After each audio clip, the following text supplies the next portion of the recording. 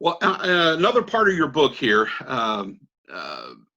said well, you wrote a song, I think, called "This is the State of the Union Message on Country Music."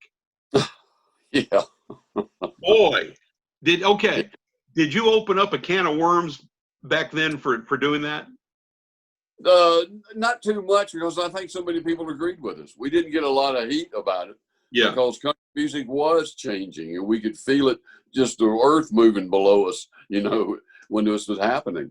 So I just wrote the song, and I said, here's what we're thinking about. Here's what we feel like it is. And I think the country music, I think the industry, although they didn't follow that or stop what they were doing, they certainly understood it. Yeah. What do you think about country music today? I don't totally understand what is going on with country today, with the mainline country. I don't like the way it's presented. I don't like the way it's mixed. The music is sometimes louder than the words. Mm-hmm. And we were a very lyric. I talk about that in the book. We were probably more lyric than we were musical. Mm-hmm. Our music was very simple, and it never got in the way of what the song was about. Yeah. And that's kind of what we liked, and that's what we grew up on, and what we did. So I don't understand. I'm not going to blast it, because every generation has their own way of doing it, and this is what they enjoy, and that's wonderful. It's selling, it's working, but it's just nothing that I will necessarily go out to see. What about in the gospel music world? The status of the gospel music world today? What are you thinking?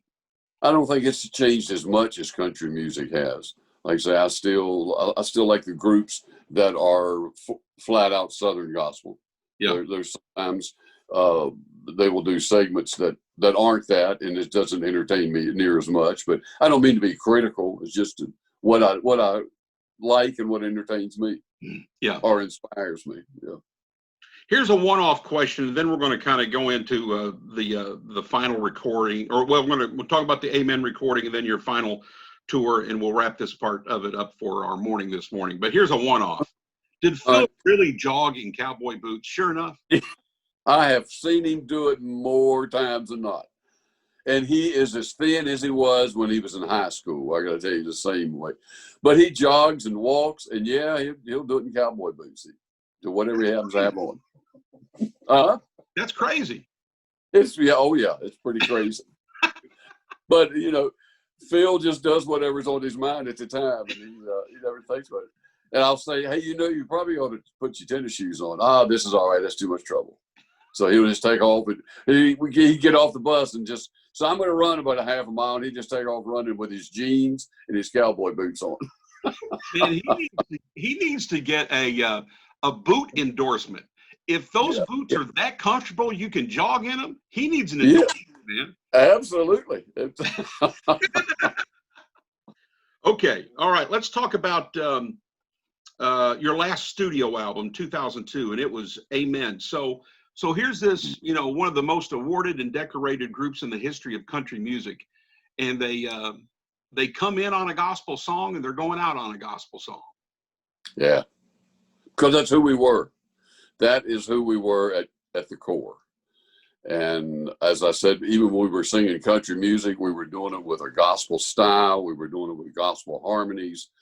And that album means a lot. We had a lot of original material on there written by a lot of our staff writers. And it means a lot. And we thought, what better title than Amen? Because we were pretty sure at the time that this would be our final album, our final studio album.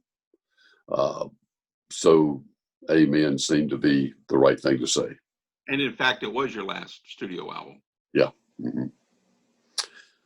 There was talk later, but we didn't do any others except for the final concert. Yeah, which was a live event.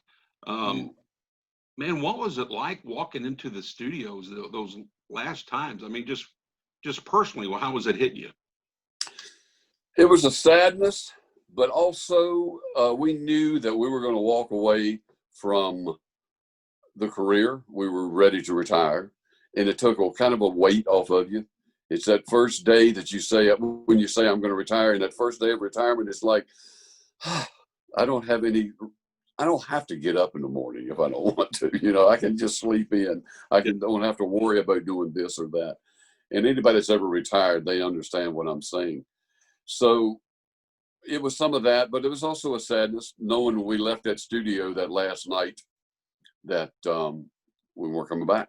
That this is going to be it. We're going to go get something to eat, and then we're going home. And that's how it was too at the final show. Who was the first of the four of you to broach the subject of retirement? Harold. We talked about it. Huh? How did he come to you with that?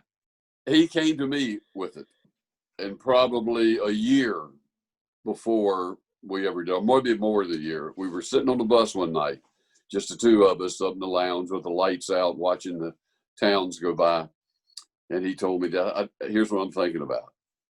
And I said, well, it's something we can think about. I can honestly say, I don't know if I'm ready for that, but if you are, that's something we can talk about. And then as time went on, we didn't do anything. We just talked about it. And then Harold and Phil and Jimmy and I, we all four talked about when we might do it. And we decided to announce it a year before we did, to give everybody a chance to see the Statler Brothers that wanted to come see a show, be a part of a concert. And that way we still traveled that last year all over the United States, and they were able to come. But he was the first one, and then we all came around to that. Yeah. My only stipulation was if we retire, though, it's going to be final. I don't want no comeback tours. I never liked comeback tours and comeback performances. I'd always seemed a little bit insincere to me. Well, and to that end, here's a picture of me with you all at Renfro Valley. Oh my golly, yeah. This was the night before your last night going to Salem, and our buddy Russ Fair got with Marshall and got me in to see you all, and man, it was a night I'll never forget. Renfro Valley is where that was taken. Yeah, we were. I love playing that place. I love playing Renfro Valley. Yeah. As a matter of fact, here are some pictures of the performance of y'all in Renfro. I took a few pictures there. I'll show you a few more there. There you are waving to the crowd. Yeah. We always came back with our shirts, with our coats off, just because it was getting hot by the end of the show. Yeah. Well, y'all killed it that night, and of course the people, they ate it up. There's Harold doing what he does. Look at him. Yeah, playing with the people. He loved doing that. Love that. So okay, so you decide to retire. I'm just curious at you. I know there was a bit of a range in your ages, a little bit, but why did you retire so early? I mean, that was kind of young for retirement, I thought. Well, we had been at it 38 to 40 years, depends on how you count it. We'd been out there about 40 years doing what we did, and it's a young man's game as far as crawling on the bus and going on touring, and you're out gone for 2 weeks at a time and one night stands. And it was just, we were tired. I can say we weren't disenchanted. We still loved the time on stage. We still had great crowds that were still filling up, but we were just physically thinking, maybe we ought to back off some. And we tried all kinds of thoughts.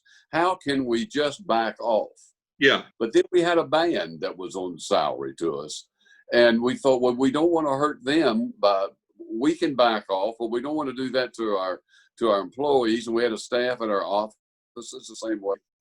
So we either going to be in the business or out of the business. It just didn't work, working 20 days a year or something like that. That just we couldn't make that work out.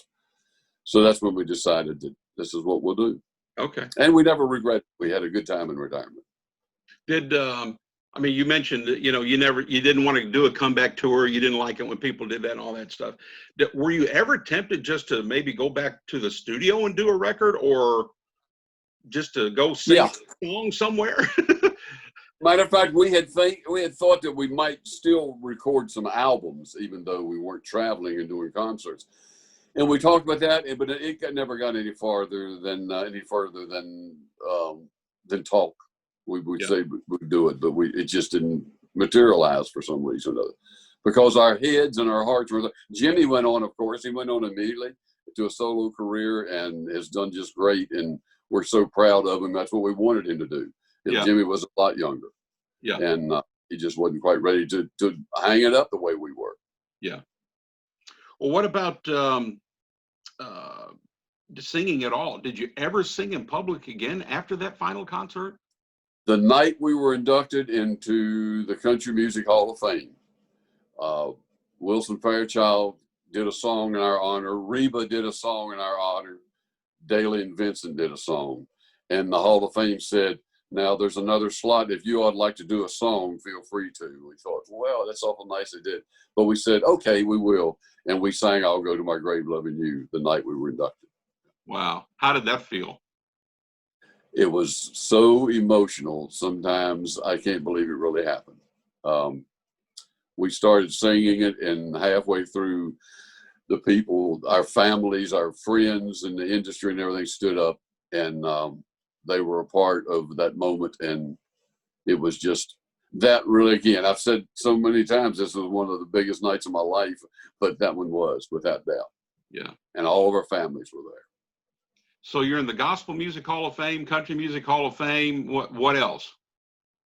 Oh, That's not enough. That's the only Hall of Fame that I know of. That's all of them. But those two really, really mean a lot. I'm telling you, we were just a year before it was the Gospel Music Hall of Fame, and that was, again, our families were there, and that was so important.